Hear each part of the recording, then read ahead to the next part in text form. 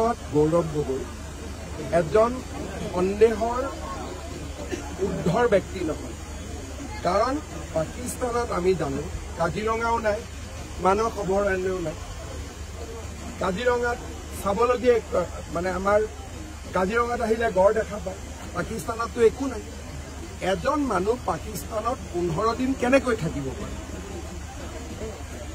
কিবা ট্ৰেইনিং নললে, বাকী মানুহটো যোৱাৰ কোনো কাৰণ নাই।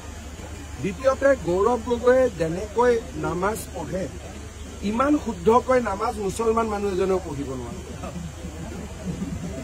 মুছলমান মানুহ এজনকো নামাজ পঢ়িব দিয়ক, অলপ ভুল হৈ যায় যদি নতুন ল'ৰা, কিন্তু গৌৰৱ গগৈটো একো ভুলেই নকৰে।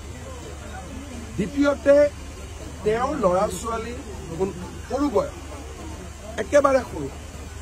কোনোবা সংসদ এজনে, ভাৰতৰ সংসদ এজনে নিজৰ ল'ৰাক বিদেশী ৰাষ্ট্ৰৰ নাগৰিক কৰে নেকি?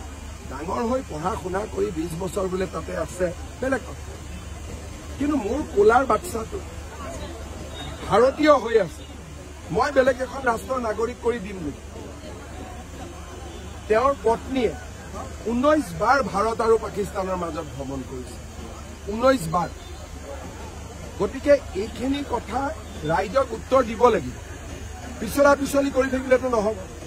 গতিকে দেশত আইন আছে, আইনে উত্তৰ বিচাৰিব জানে, আৰু অহা 2-3 মাহত আপোনালোকে দেখা পাব যে উত্তৰ বিচৰা পৰ্বটো চৰকাৰে আৰম্ভ কৰিব।